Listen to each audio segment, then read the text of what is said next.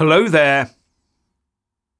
As Rishi Sunak faces his own Rwanda moment of truth, Emanuel Macron's flagship immigration bill has been defeated. It didn't even get debated. Battle lines over immigration are being drawn across Europe, and it is now down to the people to decide, not the failed politicians.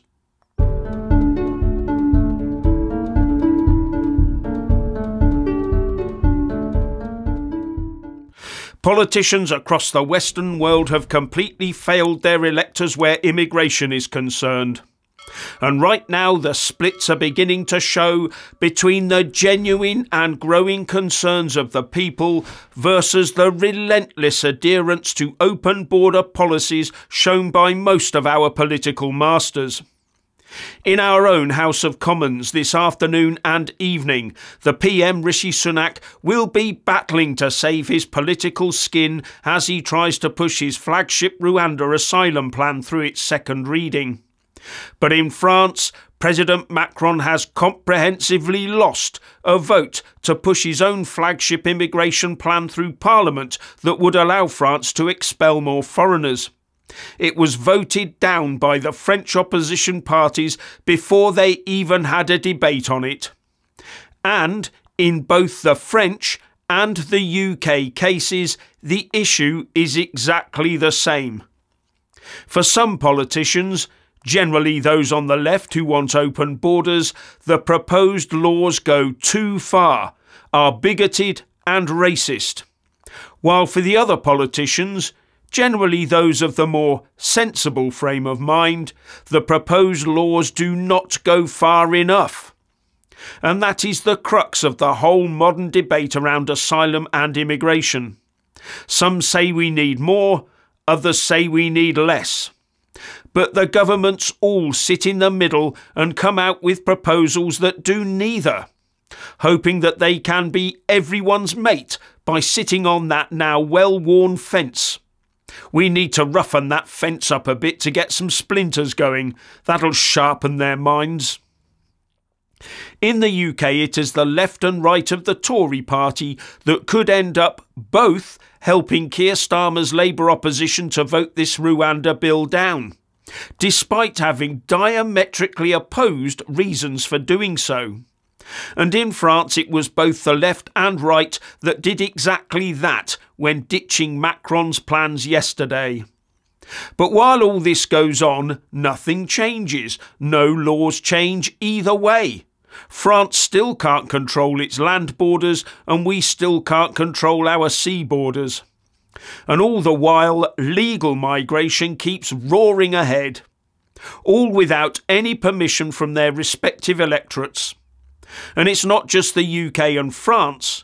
Here's what the Justice Minister of the Republic of Ireland, Helen McEntee, said, even after a poll found that 75% of the Irish people wanted immigration curbed, meaning that a new anti-immigration party in Ireland could soon emerge. I mean, so if somebody is calling for less immigration and a more restrictive immigration policy, would that be an extreme view if the vast majority of people are advocating for that same position? I think it's really important that we have an honest conversation around immigration in this country. We have seen a significant increase in the number of people seeking safety in Ireland. We've had 15,000 people seeking international protection last year alone, where we would have normally had 3,000. So it's important that as a government, as a country, we're honest with people as to the levels of immigration that we're going to see, because I don't think this is going to change anytime soon. And so I welcome people's desire to have these conversations. How can we support those who come to our country, who are now part of our community? And then there's the US President Joe Biden speaking in 2015. So there's a second thing in that black box, an unrelenting stream of immigration, non-stop. Folks like me who were Caucasian of European descent, for the first time in 2017, will be in an absolute minority in the United States of America. Absolute minority. Fewer than 50% of the people in America from then and on will be white European stock. That's not a bad thing. That's a source of our strength. Now some are saying this Biden quote shouldn't be taken out of context. But had he said something along the lines of, "We'll allow immigration to make Caucasians the overwhelming majority because that would be a source of our strength," then all hell would have been let loose, wouldn't it? Whatever the context was. Anyway, we now have political classes in the Western world who are frozen in the immigration debate. They know full well what their voters want, but they also know full well what their corporate and ideological masters are demanding. So by dithering and using half-hearted attempts to placate the voters, they automatically do the bidding of big businesses and the likes of the UN and the WEF by not changing anything of note. Rishi wants both the right and left wings of his party to vote the bill through, hoping they'll fall for the bait that it can be amended to make it harsher or more obedient to international law as it goes through the legislative process. And even if he gets it through this first vote, it will be toasted when it eventually gets to the House of Lords anyway. And it is this international law angle that is tying us all up in knots.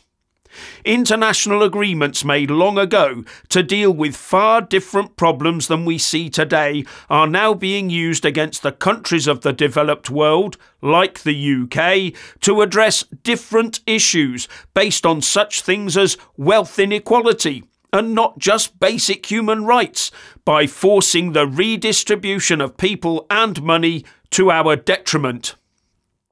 And the Open Borders Brigade still cannot give us any coherent argument as to why we should have to accept this being imposed upon us, except for pointing to the ancient issue of slavery, etc., as if we today must pay the price of crimes long since centuries past. Crimes that were not, by the way, crimes during most of the time they were committed. And when they claim we must let everyone in so we can get enough doctors and nurses, they're never able to explain why we never have enough doctors and nurses, despite letting millions of people in. But as pointed out before, these international laws are not under UK control. They are governed and amended by judges and officials from outside the UK, and they have no democratic accountability to us. And here's what Clause 3 of Article 21 of the Universal Declaration of Human Rights says. The will of the people shall be the basis of the authority of government. This will shall be expressed in periodic and genuine elections, which shall be by universal and equal suffrage, and shall be held by secret vote or by equivalent free voting procedures. But there is no additional clause saying that in between votes we have to suck up diktats from foreign judges. But that Declaration of Human Rights is not binding. Only the European Convention on Human Rights, the ECHR, is binding on us. But that does not say that the will of the people shall be the basis of the authority of government. It merely says that the high contracting parties undertake to hold free elections at reasonable intervals by secret ballot under conditions which will ensure the free expression of the opinion of the people in the choice of the legislature. Something that in reality here in the UK means a choice between a uniparty red or blue legislature. And all this is leading to the time when the electorate is beginning to take an ever-increasing interest in this mass migration issue, to the point it is becoming the predominant policy in their minds, with the indicators showing that the people of the West generally want a clamp down. And if our current crop of uniparty red and blue politicians are too internationalist to grasp the nettle, then the voters will find politicians who are willing to do the job. The majority of UK voters do not want half-hearted attempts to stop the boats. They want to see a massive reduction in all sources of inward migration, both legal and illegal, and quickly. Richard. Is it really time to stop watching videos on social media, in particular on X? I don't know, because all I am getting is a constant stream from people I respect, a constant stream of videos showing men and women in the West being brutally attacked by recent arrivals.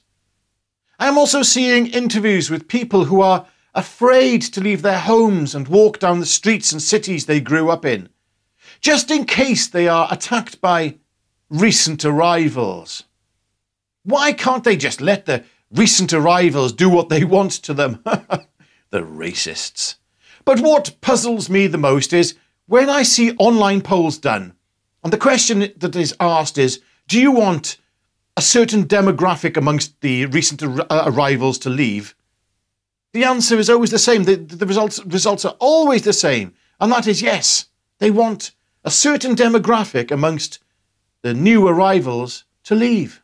Now then, either the places I frequent on the internet and social media are filled with racists, or they are representative of the majority of people. So when I look further afield outside my usual social media network, and I do this quite regularly because I'd like to have a broader view on things, and so when I look at the more mainstream media and even left-wing media, I still see the same results replicated, granted to a lesser extent. Funny that, and even Labour are beginning to recognise an issue with immigration amongst their voters, although the party itself will still remain firmly in the open-door immigration camp. Now, I have a question for you, and it's this. If the majority of people in this country want to see a certain demographic of recent arrivals leave this country, how do you think that's going to play out? I mean, what happens next? Is there any policy framework being drawn up by any of the political parties to address the wishes of the people of this country? Because from what I am reading, it's no longer a matter of shut the borders. Oh, no. It's far beyond that.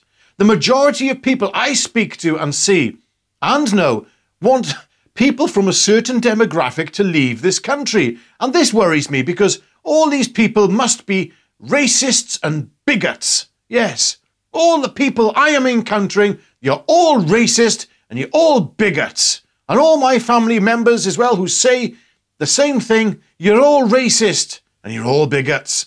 Why would anybody want so many people to leave this country? And under what mechanism do they expect to achieve this? Financial incentives to leave, perhaps? Or forcibly remove them and drop them off somewhere else? Or possibly ban the one thing that unifies them? I think the latter would be the most practical, because that means we can still continue to take in peoples from around the world, regardless of race, as long as their, let's say, operating system doesn't conflict with the safety and values of the people living in Britain. There is only one operating system that I can identify that seems at odds with public safety and culture, and that, of course, is the worshipping of badgers with glaucoma. Yes, that operating system demands that people like you and I should either assimilate or die. No other operating system I know of has been responsible for the acts of terror we have seen over the past 20-odd years. No. Only the worshipping of badgers with glaucoma. And therefore that operating system must be banned. Anyway, what do you lot of hungry peasants think about what has been said in today's video? Leave your dribbles and your drabbles in the comment section below for Jeff and I to read. And a huge thank you to all of you who support us via Patreon, PayPal and Super Thanks, because you make the difference between the videos being regular or sporadic. Links in the descriptions box below on how to support us, and God bless you all, and bye for now.